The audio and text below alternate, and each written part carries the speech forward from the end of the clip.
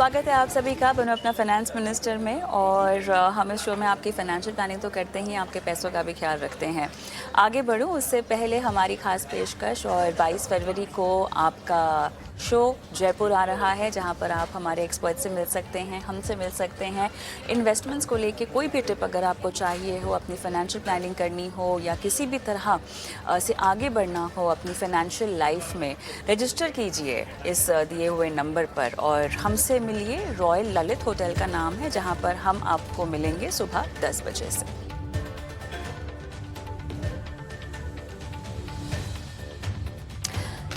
Cyber crime ज़रा संभल कर। जी हाँ, हम सब जानते हैं कैसे ऑनलाइन फ्रॉड्स और स्कैम्स आजकल सभी की ज़िंदगी का हिस्सा बनते जा रहे हैं। बच्चे बूढ़े हो या जवान, हर कोई जो है किसी ना किसी तरीके से फ्रॉड का शिकार हो ही रहा है। और आज हम बात करने वाले हैं एनपीएस फ्रॉड की।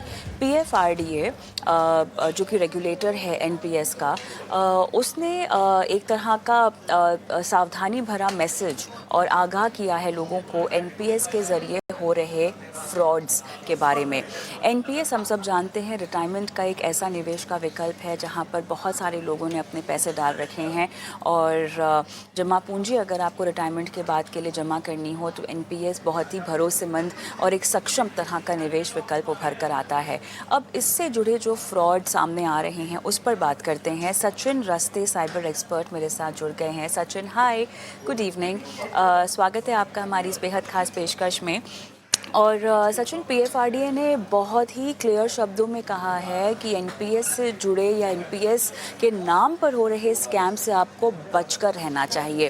देखिए, जब इस तरह के इन्वेस्टमेंट ऑप्शंस वाले या इन्वेस्टमेंट व्हीकल वाले स्कैम सामने आते हैं तो चिंता थोड़ा ज़्यादा हम करते हैं, इसीलिए भी क्योंकि लोग अपनी ज़िंदगी भर की जमा पूंजी उनमें लगा रहे होते हैं। सचिन, एनपीएस की ही बात करें तो रिटायरमेंट के लिए बहुत ही कारगर निवेश का विकल्प है, ये एक टूल है। अब ऐसे में किस तरह के फ्रॉड सामने आ रहे हैं? क्यों पीएफआरडीए को जो है इस तरह का सर्कुलर जारी करना पड़ा, इस तरह की एक अलर्ट जारी करनी पड़ी निवेशकों के लिए? Am I audible? हाँ जी, आपकी आवाज़ आ रही है सचिन, बात कीजिए।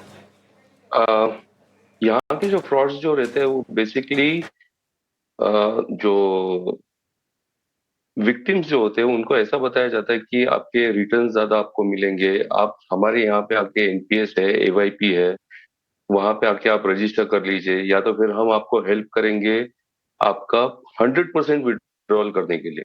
अभी हालांकि ये सारे के सारे जो गवर्नमेंट के जो साइट्स है वो कभी अलाउ नहीं करते 100% विड्रॉल, लेकिन तो भी लोगों को ऐसा बताया जाता है, उनको ऐसा झूठ कहा जाता है कि you can do 100% withdrawal, which is not possible.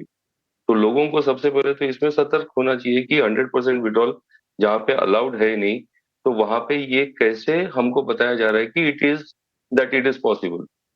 Second thing is, जितना गवर्नमेंट ने रेट ऑफ इंटरेस्ट बताया गया है कि आपको इतना रिटर्न्स मिलेगा, उससे ज्यादा नहीं मिल सकता, बट स्टिल कैसे दूसरा बंदा जो है या जो स्कैमर जो है वो कैसे इनको बताता है कि आपको ज्यादा रिटर्न्स मिलेंगे। तो इस टाइप के फ्रॉड्स होते हैं, और ये बेसिकली फ्रॉड्स जो है आपके व्हाट्सएप के थ्रू हो जाते हैं। व्हाट्सएप ग्रुप आपने ज्वाइन कर लिया, फेसबुक में आपने एडवर्टाइजमेंट देख लिया, इंस्टाग्राम पे आपने रील्स देख लिया, वहां से आप ज्वाइन कर लेते हो, या फिर आपको एसएमएस आया, ईमेल आया।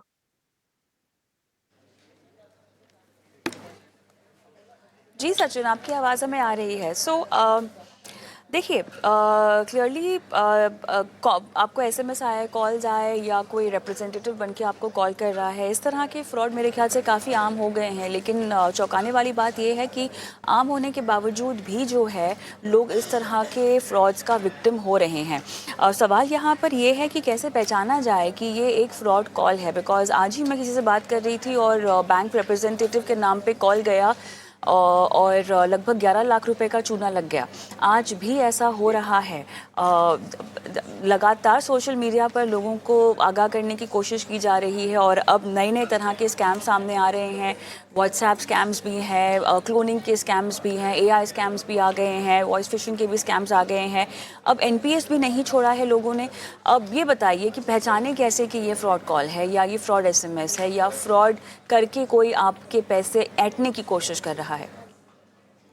सबसे पहले तो हमें ये देखना चाहिए कि लालच कहाँ पे दी जा रही है। लालच इन द सेंस कि अगर जो मुझे 100 रुपया मिलने वाला है, तो कोई बंदा मुझे बोल रहा है कि आपको ये काम करने से 150 रुपये मिलेंगे, यानी कि जितना मिलना चाहिए उससे ज्यादा।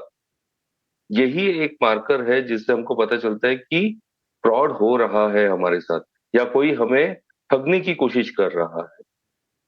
आप एनपीएस का देखो या दूसरा कोई भी देखो, वहां पे वो आपको बताएंगे कि हम आपको 100% विड्रॉल देंगे। हालांकि practically it is not possible.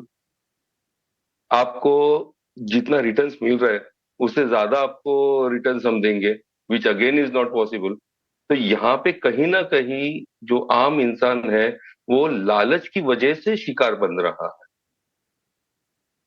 हालांकि उससे पता रहेगा कि हाँ चलो भैया, मुझे 100% विड्रॉल अलाउड नहीं है, लेकिन ये बंदा अगर जो मुझे बोल रहा है कि 100% विड्रॉल है, आप मुझे इतना इतना कमीशन दे दो, या लाख रुपया दे दो, या 2 लाख रुपया दे दो, मैं आपको 100% विड्रॉल करके देता हूँ।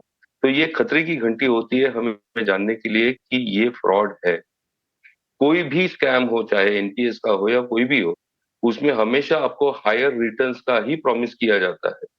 और रिटर्न्स के साथ साथ वो आपको दूसरे जो एविडेंसेस होते हैं, यानी कि उनके ही मिले हुए जो ठग होते हैं, वो आके आपको बताएंगे कि अरे देखो, मुझे इतना पैसा मिला, मैंने इतना पैसा डाला था तो मुझे इतना पैसा मिला। मैं मेरा इतना एनपीएस का था, मैं बहुत ट्राई कर रहा था, हो नहीं रहा था, लेकिन इस बंदे के जरिए मैंने किया तो मुझे मेरा 100% विड्रॉल मिल गया। ऐसे भी लोग करते हैं जहां पे लोगों को विश्वास दिलाया जाता है।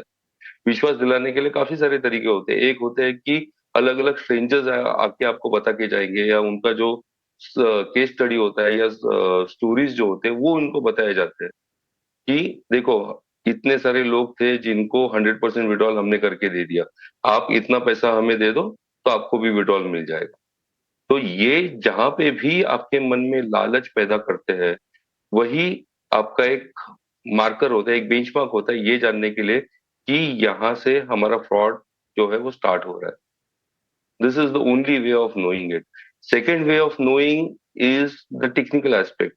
यानी कि आपको अगर जो एसएमएस आ रहा है, तो जो सेंडर आईडी जो होती है वो, जैसे फॉर एग्जांपल जो एक मिनट, हाँ, अभी जैसे इसका एनपीएस का अगर जो होगा तो उनका एक स्पेसिफिक सेंडर आईडी होता है, वहीं से उनको एसएमएस आना चाहिए। लेकिन अगर जो आपके प्राइवेट नंबर से किधर से आ रहा है, 10 डिजिट नंबर, तो फिर वो आपका फ्रॉड है।